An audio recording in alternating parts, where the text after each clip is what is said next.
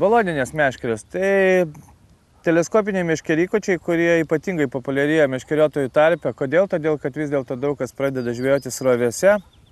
Ir tą tolimą užmetimą meškerykotį įvaldyti srovėje nėra taip lengva. Ypatingai ten, kur didesni giliai. Jeigu gilius mes turim 3 metrus, galima gaudyti su stacionare, štai tokio tipo plūdė srovėje, be didelių problemų. Ir mes galime su ją žvejoti upėse, kad ir tose pačiuose Nemunuose, Neryse įsibridę. Bet yra tokios žūklės sąlygos, kur giliai yra 4 metrai, kur giliai 5 metrai ir jau su...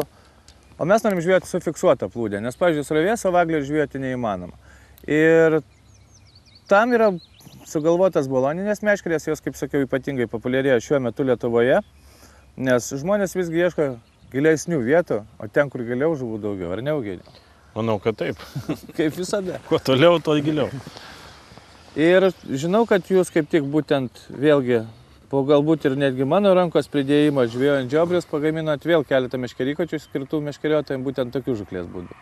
Na, šiemet taip. Šiemet atsivežėm tokią naujieną.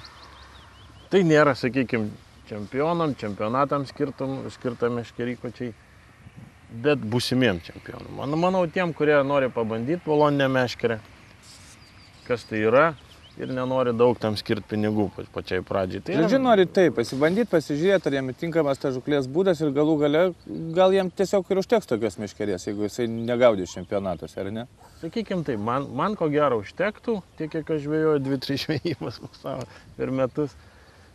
Ir kuo galbūt šita serija įsiskiria, tai vis dėlto buvo pareikalavimas nedaryti 1,20 m, kaip paprastai būna bolonės sudėtos. Tai yra šiek tiek trumpesnė metro nesiekianti, apie 80-90 cm transportavimui.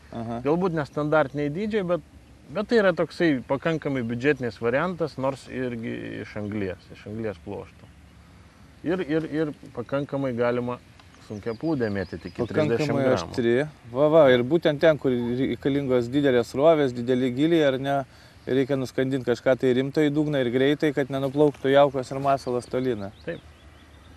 Ir, kaip supratau, yra keletą ilgių, ar ne jų? Taip, yra. Mes čia turim patį trumpiausią, 4,5, ten yra 5,30.